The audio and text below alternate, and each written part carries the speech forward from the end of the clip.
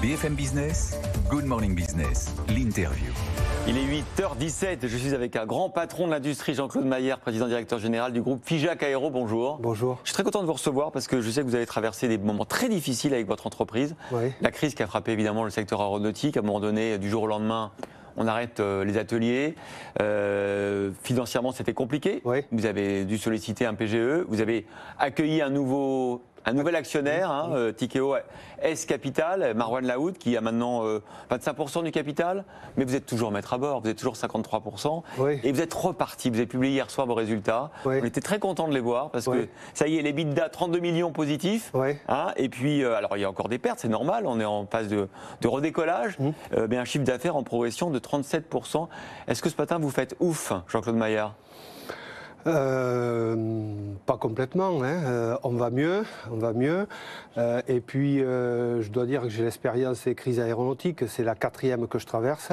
Les mécanismes sont à peu près tout le temps les mêmes. La particularité de cette crise, c'est qu'elle a été un peu plus longue que les autres et on mettra un petit peu plus de temps pour en sortir. Mais ça va mieux. On tiendra notre objectif de retrouver en 2025 un chiffre d'affaires proche de celui que nous avions en mars 2020 quand la crise est arrivée. 2025 ? Oui. Bon. Non, parce que on a fait en mars 2022 282 millions d'euros de chiffre d'affaires. Nous en avons fait 447 en mars 2020, donc la reprise est là, mais elle n'est pas suffisamment forte pour retrouver en une paire d'années mon chiffre d'affaires d'avant-crise. Alors, c'est très intéressant, juste Jean-Claude Mayer, pourquoi est-ce que ça ne va pas plus vite ? Parce que Airbus nous dit, nous, on augmente nos cadences de production de la folie, on ne pensait pas aller aussi vite. Oui. Les clients, vous avez vu, les commandes des avions chinois la semaine dernière se pressent au portillon. Et Airbus se plaint de ne pas avoir les pièces pour faire ses avions. Il se plaint surtout auprès des motoristes, pas tellement auprès de vous. Il dit, si ça continue, je vais faire des planeurs, moi. Ouais. Alors, est-ce que vous n'arrivez pas à redémarrer aussi vite que, par exemple, Airbus au souhaiterait ? C'est 2 tiers de votre chiffre d'affaires, Airbus. Oui, c'est ça. Alors Airbus a, comme Boeing d'ailleurs, 2 types d'avions, des courts courriers, des moyens et longs courriers. Ouais. Les courts courriers, la reprise est très forte. C'est les A320, enfin toute la famille des A320 qui vont monter à 75 avions d'ici 2 ans. Ouais. Et nous sommes tombés à 40 et quelques pendant la crise. Donc, on parle de par mois, là. Par mois. Donc la reprise est très forte sur les courts courriers. Les moyens et longs courriers, la reprise est molle. C'est vrai. Et Figeac Aéro était très impliqué sur les longs courriers, moyens et longs courriers. Les 350 donc, par exemple voilà, les 350 qui sont à cadence entre 5 et 6 par mois. Nous étions à 10 par mois. On retrouvera les 10 par mois. On ne sait pas encore quand exactement. Ça va dépendre du transport mondial long courrier. Mais la reprise est donc forte sur les courts courriers et molle sur les longs courriers. Ouais, ça explique en fait ce décalage et effectivement qu'il faudra un peu plus de temps pour retrouver le niveau d'avant-crise. Quelle crise, quand même. Vous vous rendez compte, du jour au lendemain, perdre quasiment tout votre chiffre d'affaires pendant quelques semaines, puis après, sur l'année, la moitié du chiffre d'affaires. Oui, alors, je suis habitué à traverser les crises aéronautiques parce que les crises aéronautiques rythment l'aéronautique. Tous les 7-8 ans, on a une crise. Mais une comme celle-là, vous aviez vu déjà vous aviez déjà perdu la moitié de votre chiffre d'affaires ? Franchement, oui. La crise de septembre 2001 a été d'une violence inouïe. En une demi-journée, 5 avions qui explosent. Le lendemain du 11 septembre, il fallait être extrêmement courageux pour prendre l'avion. Et cette crise a été, pour moi, plus violente finalement que la crise du Covid. Cependant, à l'époque, j'étais plus agile, plus jeune déjà. Donc, vous êtes toujours agile. Oui, on a dû l'être, oui, pendant cette crise. Bon, combien de salariés aujourd'hui ? Combien vous en aviez avant la crise ? On en avait 3700 avant la crise, on est tombé à 2700, maintenant on remonte à peu près à 3000. Est-ce que vous allez retrouver les compétences que vous avez perdues ? Parce que vous avez dit à un moment donné, il y avait une question de survie pour l'entreprise. Est-ce que vous avez du mal à retrouver les gens qui vous manquent ou pas ?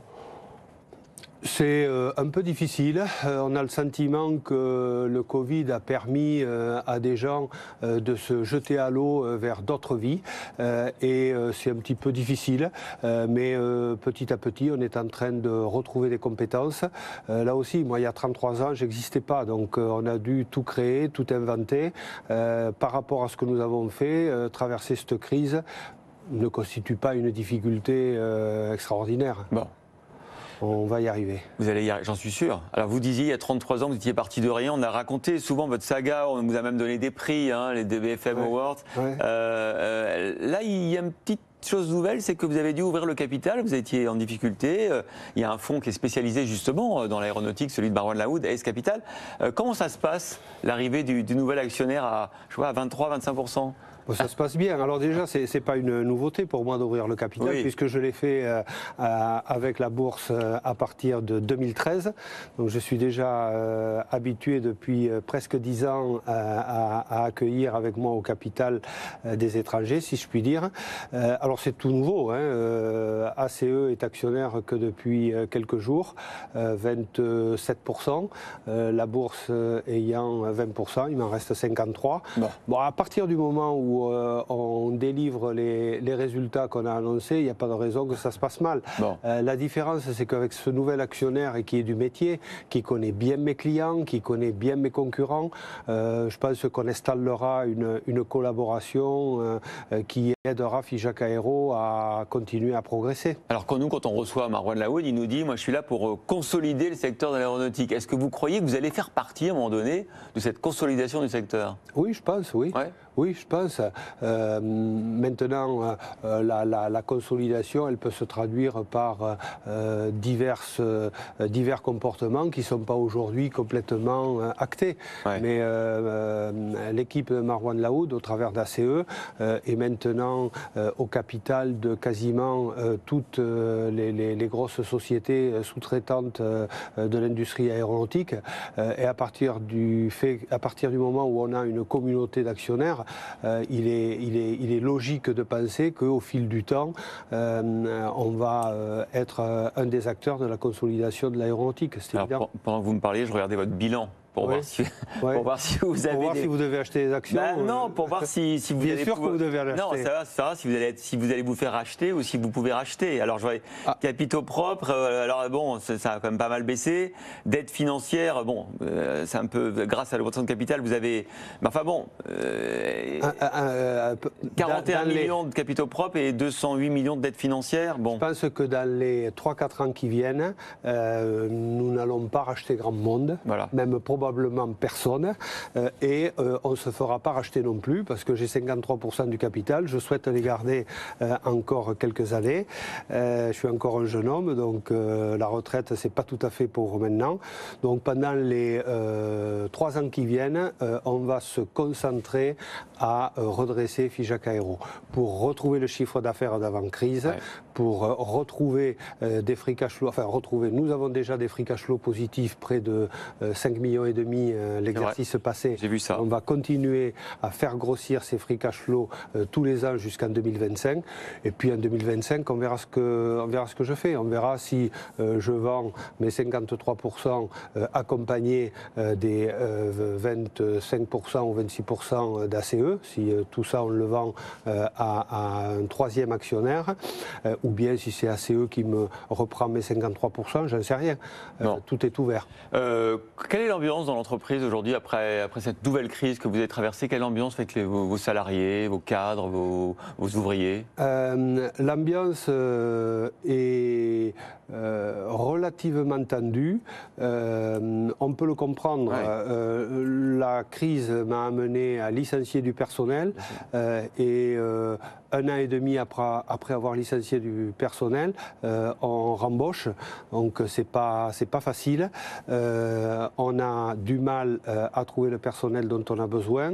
On a une inflation forte qui touche la trésorerie des salariés et leur pouvoir d'achat. Et bien évidemment, ils voient leur pouvoir d'achat stagner avec une certaine déception qu'ils expriment. Malgré tout, je pense que les salariés font confiance à l'entreprise et tout doucement, on est en train de réinstaller, tout doucement, une dynamique que j'ai connue, moi, dans la période 90-2020. Et quelle période, hein, vous le disiez, c'est 33 ans de construire un groupe comme Figeac avec 3000 salariés aujourd'hui et puis voilà, un sous-traitant important d'Airbus. Est-ce que la relève est assurée? Pardon de parler de ça, je sais que vous êtes un jeune homme, mais est-ce que la suite, est-ce que le futur patron, dans 5 ans, dans 10 ans, vous le connaissez déjà? Oui, bien sûr, je le connais déjà. Je suis fier de la fidélité des cadres qui m'accompagnent.